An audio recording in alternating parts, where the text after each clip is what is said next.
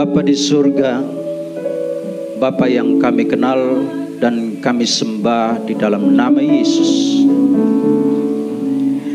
Terima kasih Engkau tetap setia di dalam kehidupan kami. Begitupun sebaliknya kami setia kepada Engkau ya Tuhan. Dapat kami buktikan boleh hadir di tempat ini menunjukkan bahwa kami setia kepada Engkau. Terima kasih telah menyertai peribadatan ini. Dan tiba saatnya kami akan mendengar firman Tuhan. Hamba berdoa di dalam nama Yesus. Sembunyikan hamba di balik salib-Mu. Hamba-Mu yang biasa-biasa ini yang tidak ada apa-apanya. Dan Tuhan boleh memberkati setiap kami yang hadir di gereja ini. Bahkan setiap kami yang menonton secara live streaming. Tuhan boleh memberkati. Kami berdoa untuk lingkungan ini. Kiri, kanan, depan, belakang. Keseluruhan apron ini dikendalikan oleh Roh Kudus dalam nama Yesus. Terima kasih ya Bapak. Ini tiba saatnya kami untuk mendengar firman Tuhan. Kami ucapkan di dalam nama Yesus. Haleluya. Sama-sama saya katakan amin.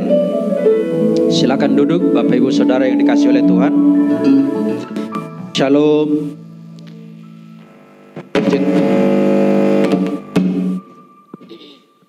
Puji Tuhan, terima kasih untuk Imam Al-Kanisa yang mempercayakan bar sore hari ini kepada saya.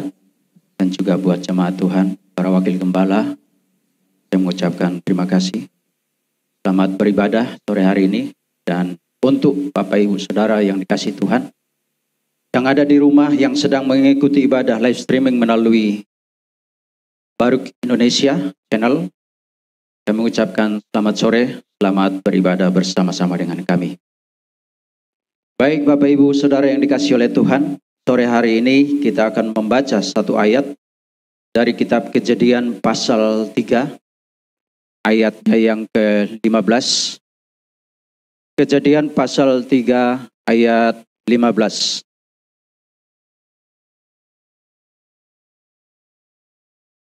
Jika Bapak Ibu sudah ketemu Kejadian pasal 3 ayat 15. Saya bacakan. Demikian bunyi firman Tuhan. Aku akan mengadakan permusuhan antara engkau dan perempuan ini, antara keturunanmu dan keturunannya. Keturunannya akan meremukkan kepalamu dan engkau akan meremukkan tumitnya.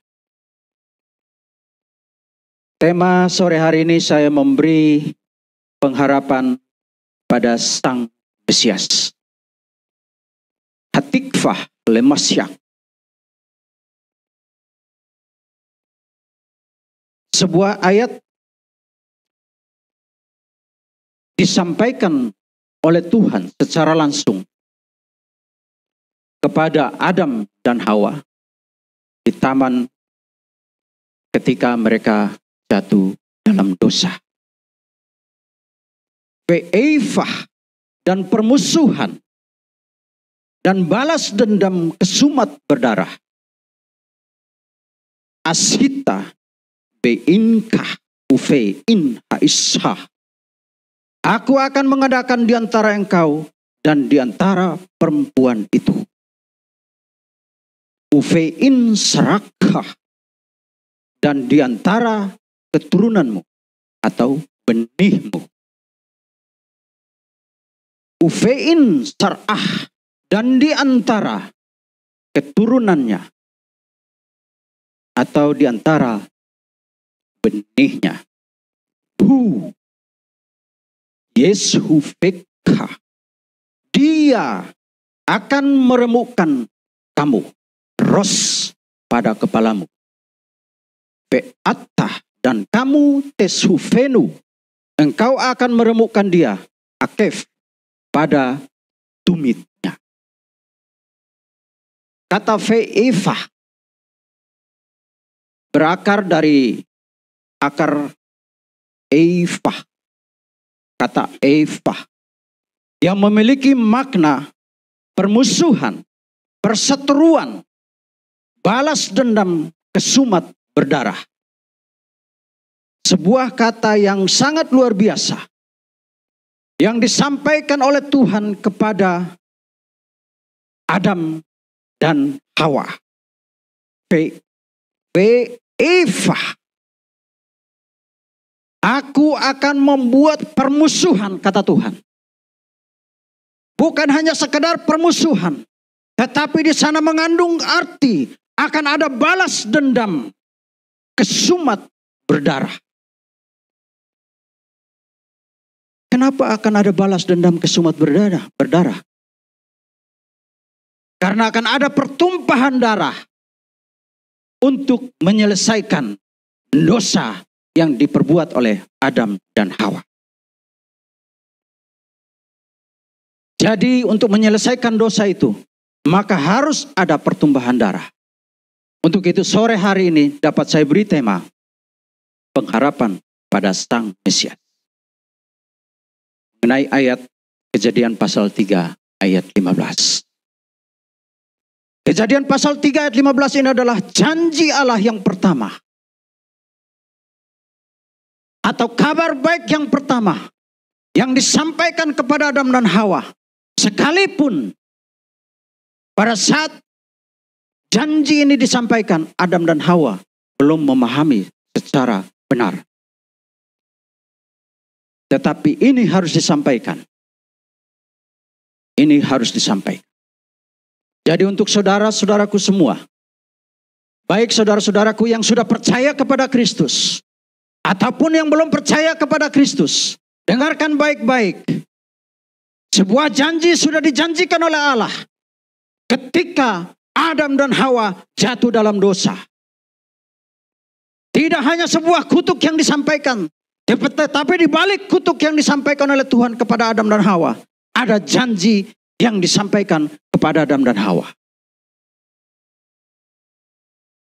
Maka janji itu akan digenapi dan sudah digenapi.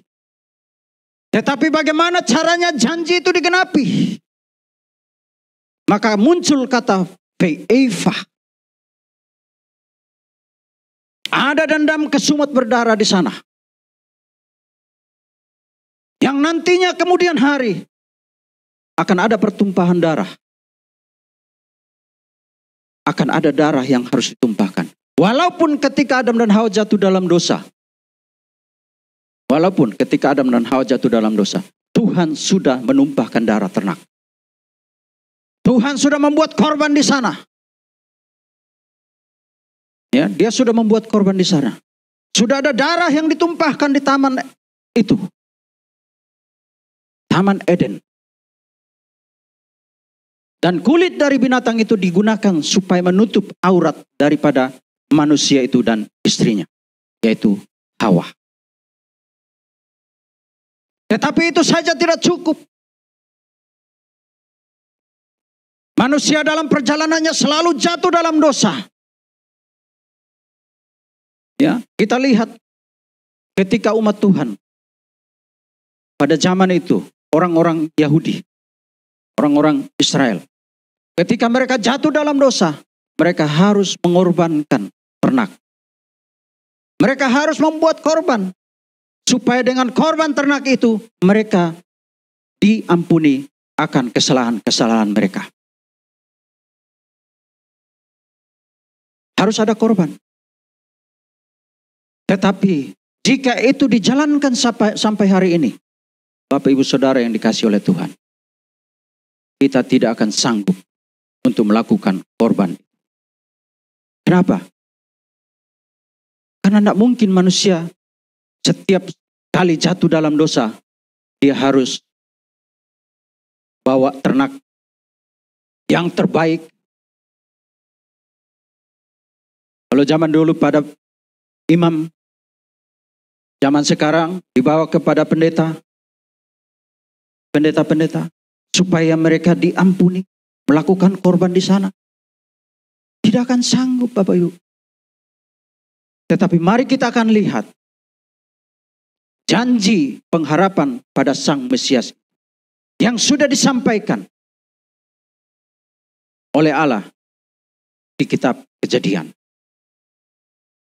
Kita perhatikan kata hu Yeshuveka. Dia akan meremukkan kepala kamu. Kata dia di sana, hu di sana, ditulis kata D dalam huruf kapital, huruf besar. Hu Yeshuveka. Dia merujuk kepada Sang Mesias itu. Merujuk kepada Sang Mesias itu. Dia akan meremukkan kepala kamu. Ros dalam bahasa Ibrani. Tetapi begitu sebaliknya. Beata, kamu Tesufenu akan meremukkan tumitnya. Akan meremukkan tumit dia. Bapak Ibu Saudara yang dikasihi oleh Tuhan. Tidak kebetulan. Ayat-ayat ini ditulis ada hubungannya satu dengan yang lain. Kata demi kata tidak pernah terputus. Mereka saling berkaitan. Bahkan dengan nama para tokoh-tokoh Alkitab. Nama tokoh-tokoh Alkitab itu memiliki makna dan memiliki arti yang sangat luar biasa. Mari kita akan melihat bagaimana kata Akef, tumit. Kata tumit ini sendiri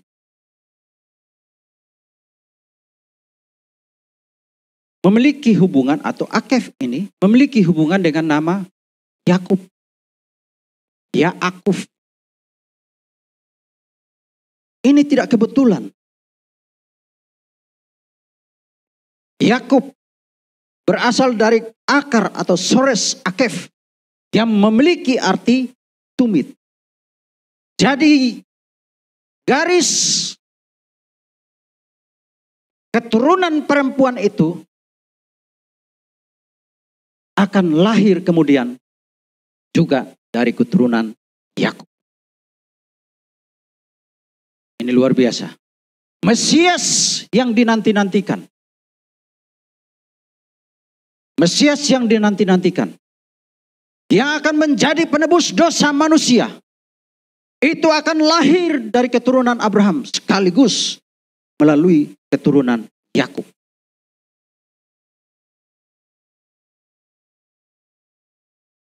Jadi buat Bapak Ibu Saudara yang dikasihi oleh Tuhan. Mungkin Bapak Ibu sedang menonton live streaming baru ministry. Dengarkan baik-baik. Mungkin Anda belum percaya kepada Yesus. Tetapi di mimbar ini saya mau sampaikan bahwa ada janji yang luar biasa yang dijanjikan oleh Tuhan. Tidak hanya kepada orang percaya atau orang Kristen, tetapi bagi seluruh umat manusia. Siapapun dia tidak terkecuali. Jadi jangan ragu-ragu untuk membuat keputusan. Mengambil keputusan, percaya dan yakin kepada Sang Mesias itu. Sang Mesias itu. Sebab dialah yang akan menebus Bapak Ibu Saudara dari dosa atau dari kematian kekal itu. Kalau orang Kristen, sudahlah. Ketika percaya kepada Yesus, melakukannya dengan baik, taat di hadapan Tuhan, sudah pasti itu masuk surga. Tapi bagi saudara-saudaraku yang lain, mungkin engkau belum percaya Yesus. Tapi saya mau sampaikan bahwa janji ini tidak hanya kepada orang Kristen. Tetapi janji ini dijanjikan juga kepada saudara-saudara yang lain.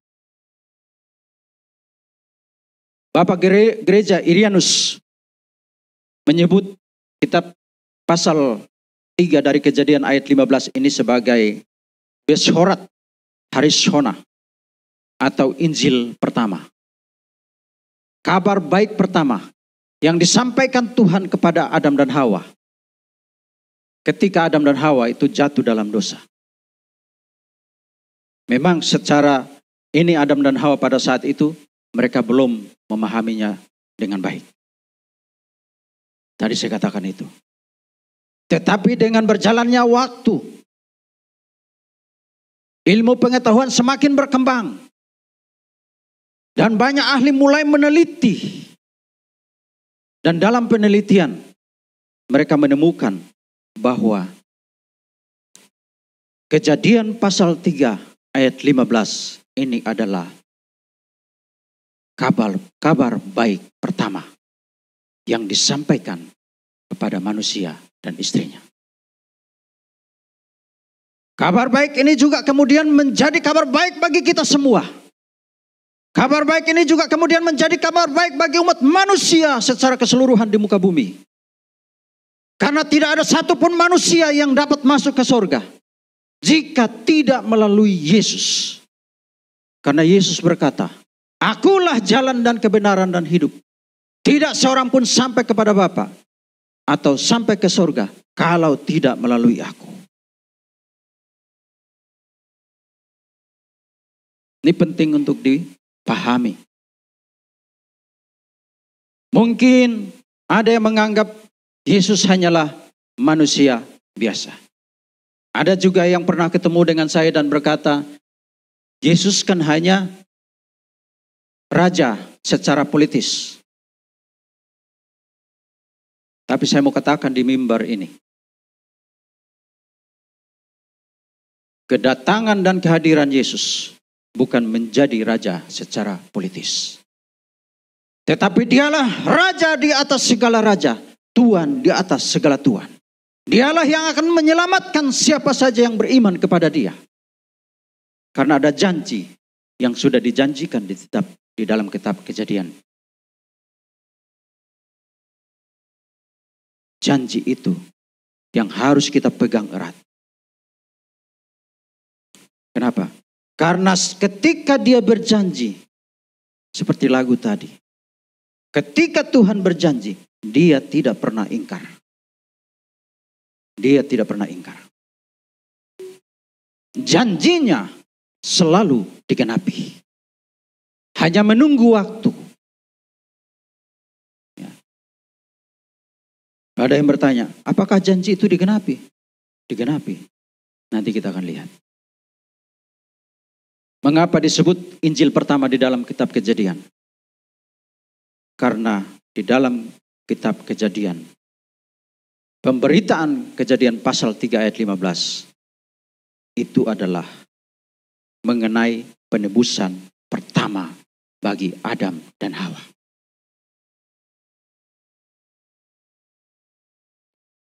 Itu harus disampaikan kepada Adam dan Hawa ketika itu. Allah sudah sampaikan itu. Walaupun itu masih dalam bentuk nubuatan. Dalam bentuk nubuatan. Tetapi janji itu sudah ada di dalam kitab Kejadian itu. Jadi Bapak Ibu Saudara yang dikasihi oleh Tuhan. Seorang pengkhotbah besar dari Inggris namanya Charles Simeon menyebut ayat ini sebagai ringkasan dari seluruh Alkitab. Ada juga yang menyebut ayat ini sebagai fondasi dari semua Alkitab. Dan ada lagi yang menyebut sebagai tugu pernyataan dari semua janji-janji Allah. Jadi kita lihat bahwa janji Tuhan untuk menyelamatkan manusia dari dosa merupakan ringkasan dari seluruh Alkitab itu sendiri.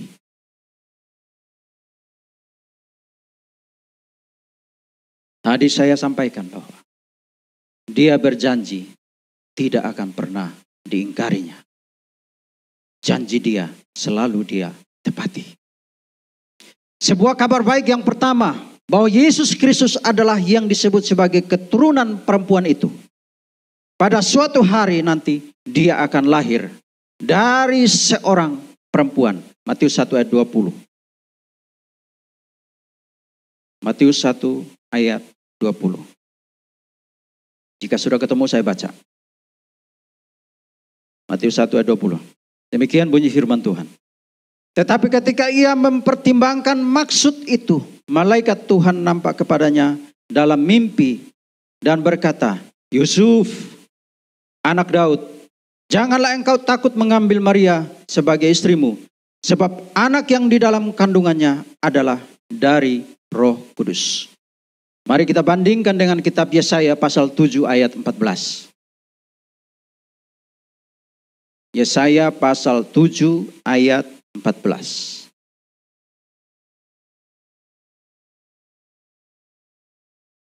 Yesaya 7 ayat 14. Kita lihat perbandingannya. Demikian bunyi firman Tuhan. Sebab itu Tuhan sendirilah yang akan memberikan kepadamu suatu pertanda. Sesungguhnya seorang perempuan muda mengandung dan akan melahirkan seorang anak laki-laki. Dan ia akan menamakan dia Immanuel. Immanuel.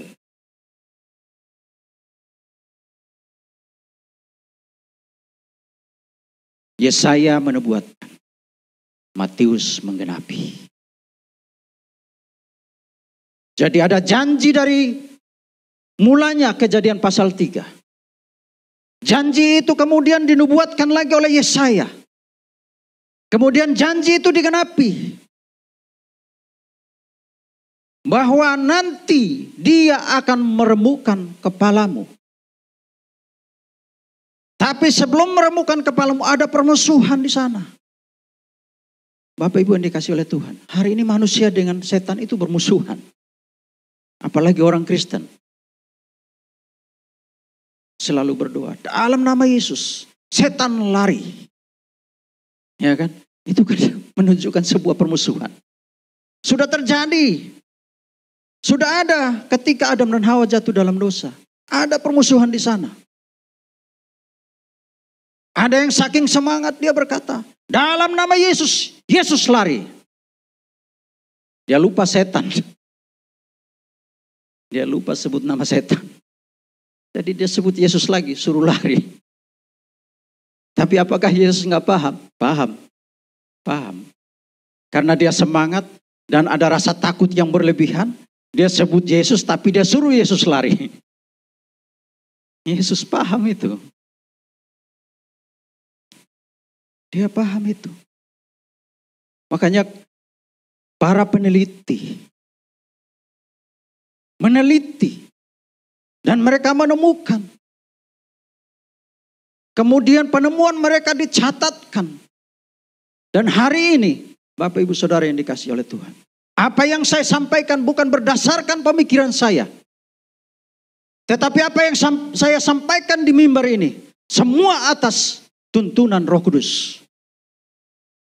Maka dapat saya sampaikan bahwa Tuhan telah membuat janji di dalam kitab Kejadian itu. Yang kemudian janji-janji itu digenapi satu persatu dalam kehidupan setiap umat percaya. Bagi mereka yang percaya, mereka sudah menerima janji keselamatan itu. Tetapi bagi mereka yang belum percaya, di mimbar ini saya ajak, ayo percayalah kepada Yesus. Karena dialah sang juru selamat itu. Tidak ada yang lain. Tidak ada yang lain. Karena semua nabi yang datang, yang pernah datang. Semua nabi yang pernah datang. Yang pernah ada di muka bumi. Semua meninggal. Almarhum. Tidak pernah bangkit. Hanya ada satu yang mati. Mati di kayu salib. Dan pada hari yang ketiga, dia bangkit dari antara orang mati. Dialah sang Mesias itu. Dialah yang dijanjikan oleh Allah kepada Adam dan Hawa di dalam kitab Kejadian pasal 3 ayat 15 yang baru saja kita baca itu.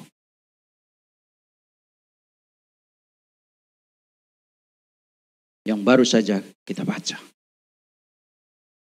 Dan kelahirannya ke bumi untuk menghancurkan kepala ular. Dalam proses tumit akan dimemarkan, akan dihancurkan. Ini merujuk kepada peristiwa di kayu salib. Bapak Ibu pernah nonton film The Passion of the Christ? yang diperankan oleh seorang Katolik Roma, Mel Gibson. Ketika ada di taman Getsemani, dia sedang berdoa. Bapa, kalau boleh cawan ini berlalu daripadaku. Tetapi biarlah kehendak-Mu saja yang jadi. Ketika dia berdoa demikian, kalau kita lihat film itu, iblis melepaskan ular. Ular itu menghadap kepada pemeran film sebagai Yesus dan mengangkat kepalanya. Dan pada saat itu, pemeran film itu menginjak kepala ular itu. Di cerita film The Passion of the Christ itu. Ini yang diceritakan. Kitab Kejadian pasal 3 ayat 15. Itu yang diangkat. Itu yang diangkat. Mau menyampaikan pesan Tuhan bahwa ada janji di sana. Adam dan Hawa sudah jatuh dalam dosa loh. Sudah jatuh. Ketika Tuhan turun dan berjalan-jalan di taman, dia tidak melihat Adam dan Hawa. Lalu dia panggil, Adam. Dia menjawab apa?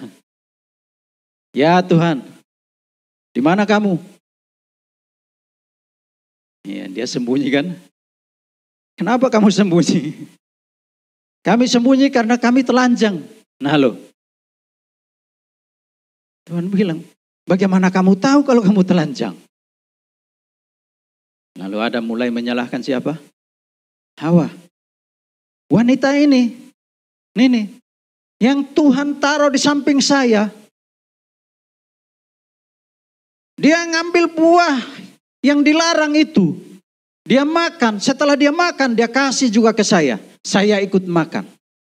Coba Bapak Ibu Saudara yang dikasih oleh Tuhan baca pasal itu baik-baik. Ketika Hawa makan buah, diperdaya oleh ular, dia makan buah. Setelah dia makan, belum terjadi apa-apa kan? Hawa belum mendapati dirinya telanjang, belum. Belum. Tapi ketika dia bawa buah itu, dia kasih ke Adam. Adam makan. Setelah Adam makan buah itu, barulah mata mereka terbuka dan mendapati bahwa diri mereka telanjang. Mengapa demikian? Karena apa? Mandat Tuhan itu tidak diberikan kepada Hawa. Mandat Tuhan itu diberikan kepada Adam. Perintah itu disampaikan kepada Adam. Tidak disampaikan kepada Hawa. Sehingga ketika Hawa makan buah itu, Hawa tidak mendapati dirinya telanjang. Tetapi ketika Adam makan buah itu, barulah Adam melanggar mandat Tuhan itu. Adam melanggar. Ketika dia makan buah itu, dia melanggar. Dan setelah dia makan, dia sadar. Dia mendapati bahwa mereka telanjang. Jadi yang salah siapa? Hawa apa Adam? Adam. Karena mandatnya kepada siapa dulu? Adam. Benar, Hawa tidak menerima mandat langsung dari Tuhan. Tapi yang menerima mandat itu Adam. Yang menggoda Hawa itu siapa? Ular. Bukan ular sebetulnya. Iblis. Iblis yang menggoda Hawa. Tapi dia menggunakan apa? Ular. Pada zaman itu dikatakan di dalam Alkitab. Ular itu adalah binatang yang paling cerdas. Dari semua binatang. Kemungkinan, ini pikiran saya. Kemungkinan ular pada saat itu punya kaki. Entah dia berdiri seperti saya, atau mungkin dia setengah berdiri, tetapi kemungkinan dia punya kaki. Terbukti ketika Tuhan mengutuk dia merayap. Ini pikiran saya. Saya sedang berimajinasi bahwa kemungkinan ular itu pada zaman itu, Adam dan Hawa itu punya kaki. Mungkin dia berjalan, tapi ketika dia diperdaya oleh iblis, dia yang cerdas memperdayai Hawa. Hawa jatuh oleh karena godaan dari si iblis melalui ular.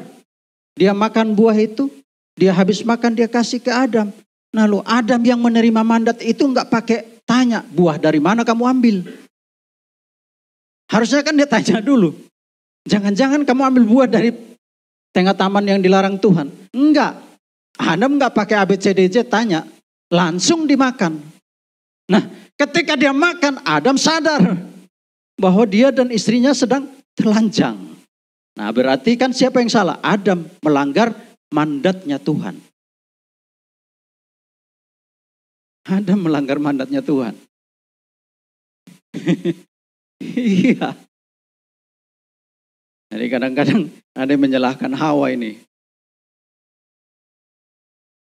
Baik.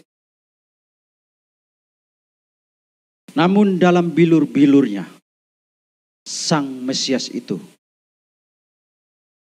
mati di kayu salib. Supaya apa?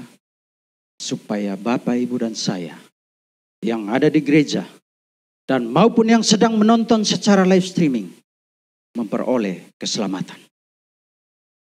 Karena di luar Yesus tidak ada manusia dapat selamat sampai ke surga. Mika 4 ayat 8, kitab Mika. Saya jarang baca kitab ini, tapi begitu saya cari Mika, ketemu Mika. Mika ini ternyata luar biasa. Nabi kecil. Mika 4 ayat 8. Dan engkau hai menara kawanan domba, hai bukit putri Sion, kepadamu akan datang dan akan kembali pemerintahan yang dahulu, kerajaan atas putri Yerusalem. Dan engkau hai Featah Migdal Eder, menara kawanan domba. Dalam Targum Yonatan menerjemahkan frasa Featah Migdal Eder, hai kamu menara kawanan domba, sebagai personifikasi Sang Mesias. Featah Mesiak de Israel, hai Mesias Israel. Kan ada yang mengklaim bahwa pada akhir zaman Isa Al-Masih akan turun di menara putih. Nanti cari sendiri. Saya tidak nyebut. Ada yang mengklaim pada akhir zaman Isa Al-Masih akan datang dan turun di menara putih. Mari kita lihat kitab dari Mika 4 ayat 8 ini. Featah Migdal Eder, hai kamu menara kawanan domba. Di tempat ini berdekatan dengan kota Bethlehem, di sebelah tenggara Yerusalem, menara kawanan domba ini yang disebut dengan Migdal Eder ini adalah tempat khusus. Tempat khusus yang dikhususkan untuk domba-domba yang berkualitas nomor 1. Dan dirawat secara khusus. Untuk apa? untuk korban penghapusan dosa. Jadi tidak secara kebetulan. Ya, tidak secara kebetulan. Kitab Mika mencatat Migdal Eder, Veata Migdal Eder. Ada menara dan ada kandang. Kalau disebut, ada beberapa teolog menyebut bahwa ini adalah kios khusus untuk ternak-ternak yang punya kualitas terbaik, nomor 1. Dan ternak-ternak yang akan digunakan untuk sebagai korban penghapus dosa adalah ternak-ternak yang terbaik. Karena dikatakan di dalam perjanjian lama bahwa tidak boleh bercacat celah, tidak boleh kudisan, ya kan? Tidak boleh ada kutunya, tidak boleh dia badannya kurus, ya kan? Dan itulah yang terbaik yang harus digunakan. Yang kualitas wahid, yang kemudian digunakan untuk kurban penghapusan dosa. Dan ini ada kaitannya dengan Mesias. Dialah anak domba Allah yang satu-satunya menjadi korban diberikan oleh Allah secara cuma-cuma kepada umat manusia secara keseluruhan. Siapapun dia tidak terkecuali. Yang beriman dan percaya kepada dia akan memperoleh keselamatan. Karena melalui dialah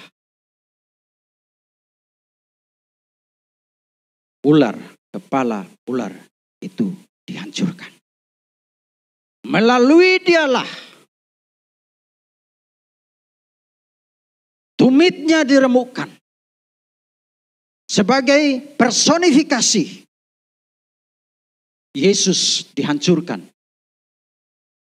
Dihukum sedemikian rupa. Dicambuk sedemikian rupa. Ditampar mukanya. Diludahi. Diejek. Dihina. Bahkan di dalam kitab suci dikatakan bahwa rupanya sudah tidak seperti manusia lagi. Wajahnya sudah tidak seperti manusia lagi.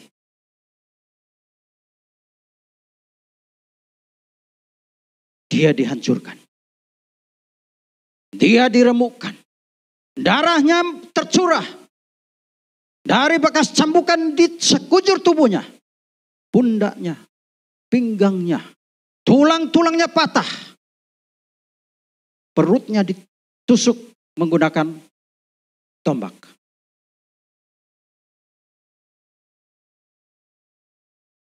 Supaya kita yang percaya kepada dia tidak lagi dipermalukan. Dia dihina supaya Bapak Ibu dan saya tidak lagi dihina. Dia dilukai, dihancurkan supaya Bapak Ibu dan saya yang percaya tidak dihancurkan di dalam api neraka. Tetapi kita sama-sama masuk dalam kerajaan surga untuk menerima kehidupan kekal itu. Ya. Migdal Eder, menara kawanan domba ini pada abad pertama itu berada di dekat Yerusalem. Dia tidak jauh-jauh dari Yerusalem karena setiap harus ada kurban penghapusan dosa harus datang ke Yerusalem, ke Bait Allah. Maka Migdal Eder ini tidak jauh. Supaya apa? Supaya ketika domba-domba yang dipakai untuk kurban itu dibawa ke tempat itu tidak terkontaminasi. Tidak terkontaminasi.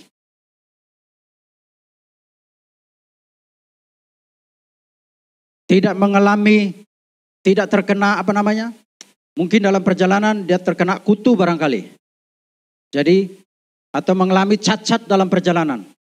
Sehingga ketika tiba di sana dia tidak layak untuk dikorbankan. Maka Migdal Eder ini tidak jauh dari Yerusalem. Mari kita baca kitab Yohanes 1 ayat 29 dan 36. Yohanes 1 ayat 29 dan ayat 36. Saya bacakan. Pada keesokan harinya, Yohanes melihat Yesus datang kepadanya dan ia berkata, "Lihatlah anak domba Allah yang menghapus dosa dunia." Ayat yang ke-36 dikatakan, dan ketika ia melihat Yesus lewat, ia berkata, "Lihatlah anak domba Allah." Jadi domba-domba yang disiapkan di Migdal Eder ini adalah personifikasi. Yang kemudian domba yang sesungguhnya akan hadir. Dialah Sang Mesias itu. Ya, dialah Sang Mesias itu. Tadi saya katakan bahwa kalau seandainya kita masih menjalankan hukum itu, setiap kita berbuat dosa, diwajibkan untuk bawa domba, korban. Yang terbaik, kelasnya kelas wahid. Bayangkan yang tinggal di kota begini. Gimana caranya? Setiap detik kita pasti jatuh dalam kesalahan. Dan itu kalau kita lakukan, percaya deh, kita tidak akan sanggup melakukannya. Kita tidak akan sanggup. Tuhan tahu itu. Dia mengetahui bahwa manusia tidak akan sanggup melakukan korban setiap kali mereka jatuh dalam dosa. Maka dia buat janji kepada Adam dan Hawa. Dari keturunan perempuan ini akan lahir seseorang yang akan meremukan tumit.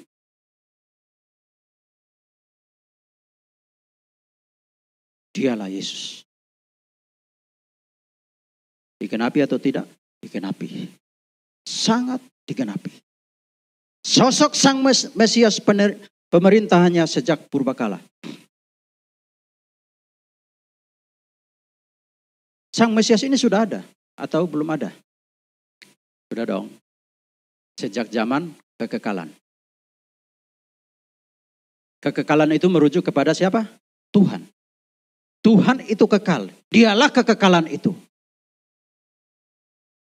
Ya. Tuhan itu kekal dan dialah kekekalan itu. Yesus sudah ada bersama-sama dengan Bapa di surga. Dalam kekekalannya. Sebagai apa? Sebagai firman.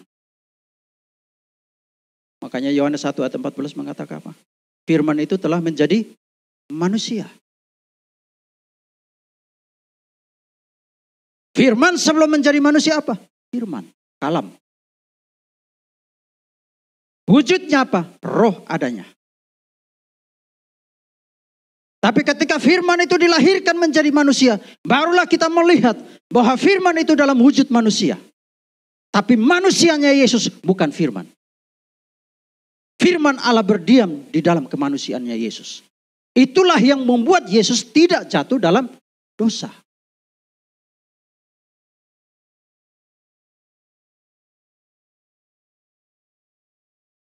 Kita lihat Mika pasal 5 ayat 1. Mika pasal 5 ayat 1. Katakan di sana begini. Bunyi firman Tuhan. Tetapi engkau, hai Betlehem Efratah, hai yang terkecil di antara kaum-kaum Yehuda, daripadamu akan bangkit bagiku seorang yang akan memerintah Israel. Yang permulaannya sudah sejak purbakala, sejak dahulu kala. Permulaannya. Saya lihat di sini. Di bagian B dikatakan di sana. Tetapi, saya baca dari A dulu. Tetapi engkau, hai Betlehem Efratah, hai yang terkecil di antara kaum-kaum Yehuda, Mimka liyetse, bukan yesti ya, yetse. Dari Anda, bangsa Yahudi, dia akan keluar bagiku, kata Tuhan. Lihyot, untuk menjadi moshel bagi Israel yang sedang memerintah, yang akan memerintah umatso otaf. Dan kemunculannya mik edem, dari sejak kekekalan. Kehadirannya sudah ada sejak kekekalan itu ada. Seseorang yang akan bangkit, dia sudah ada sejak kekekalan itu ada. Dialah Sang Firman itu, yang kemudian dilahirkan menjadi manusia. Namanya Yesus. Mimei olam, dari zaman kekekalan. Kita lihat kata moshel. Kata moshel ini memiliki makna menguasai, memerintah, penguasa. Jadi moshel inilah yang muncul pada zaman-zaman dahulu.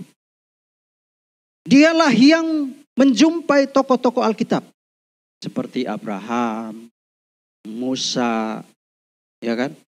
Dia berjumpa juga dengan tokoh-tokoh Alkitab yang lain. Seperti Siti Hagar.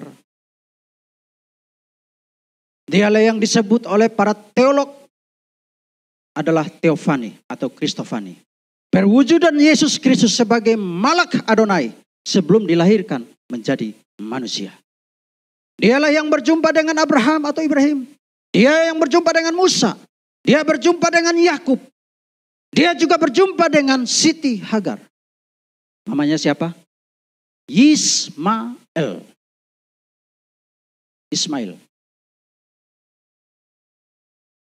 Kalau mau tahu ayatnya, baca di dalam kitab Kejadian pasal 6 ayat 7 sampai ayat 11. Ketika dia berjumpa dengan Hagar, Hagar lari dari nyonyanya. Karena apa? Karena mengalami penindasan. Dan pelariannya sedang dalam keadaan mengandung. Mengandung siapa? Ismail. Lari untuk pulang ke keluarganya di Misraim. 50% perjalanan dia akan sampai ke Mesir. Tetapi Malak Adonai, moshel ini, sang penguasa ini menjumpai dia dan berkata, Hagar, dari manakah engkau dan mau kemanakah engkau? Pertanyaan sang malaikat ini. Bukan karena dia nggak tahu bahwa Hagar melarikan diri dari nyonyanya. Dia tahu. Karena dia yang ciptakan Hagar itu menjadi ada. Dari tidak ada menjadi ada. Pertanyaan itu adalah pertanyaan kepedulian sang moshel ini kepada Hagar. Dalam diskusi ini, Malak Adonai dengan Hagar. Kemudian dia berkata kepada Sarah, Hagar, pulanglah ke nyonyamu supaya engkau ditindas. Hagar pulang. Pulang atau terus jalan. Karena ada perintah di sana, pulang supaya kamu ditindas. Lah, 50% lagi perjalanan sampai ke keluarganya. Tapi dia harus balik 50% perjalanan kembali ke nyonyanya. Supaya apa? Supaya kamu ditindas. Tapi Hagar pulang. Pulang supaya ditindas. Karena apa? Karena ada janji. Ada janji. Engkau akan melahirkan seorang anak laki-laki yang lakunya seperti apa? Keledai liar. Nanti Abu Naya terangkan ini. Dan malaikat Tuhan itu berkata lagi di ayat 11. Kamu akan menamai anakmu itu Ismail. Jadi nama Ismail itu diberikan oleh Hagar atau Abraham? Oleh Yesus, Sang Mesias itu. Yang memberi nama kepada Ismail anak Hagar itu adalah Sang Mesias itu. Nama itu memiliki makna Yismael. Yisma itu mendengar, El itu Allah. Yang berarti Allah mendengar penindasan terhadap Hagar. Dan mengingatnya sehingga dia memberi nama kepada anaknya Hagar, Ismail. Beri kemuliaan bagi Tuhan. Supaya selalu diingat. Dan dicatat di kitab suci kita. Bahwa dia ditindas.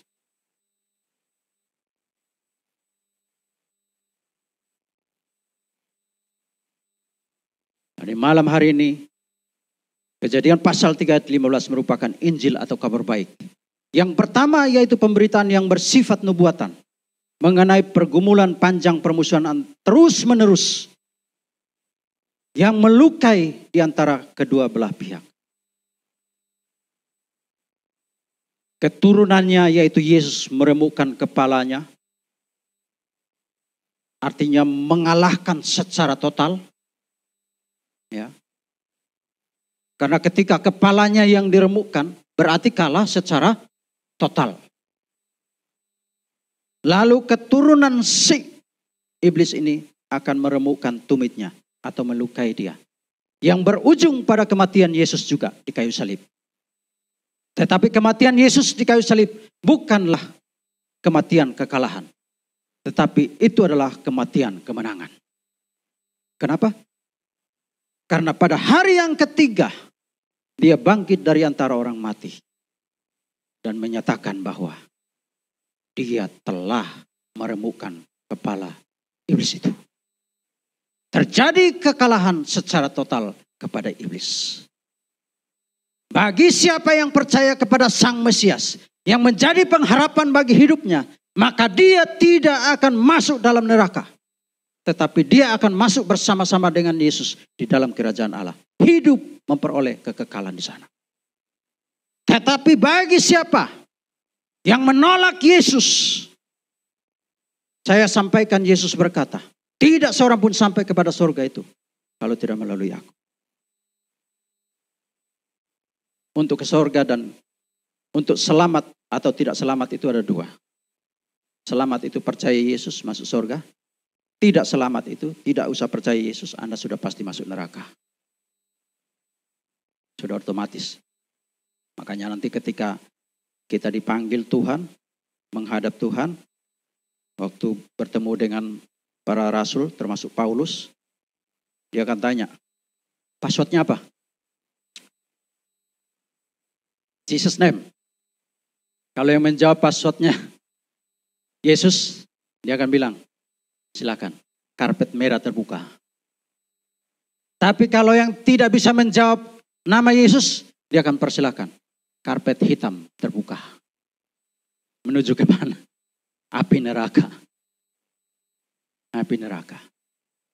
Jadi mau pilih karpet hitam kah atau mau pilih karpet merah? Pilihannya ada di tangan masing-masing.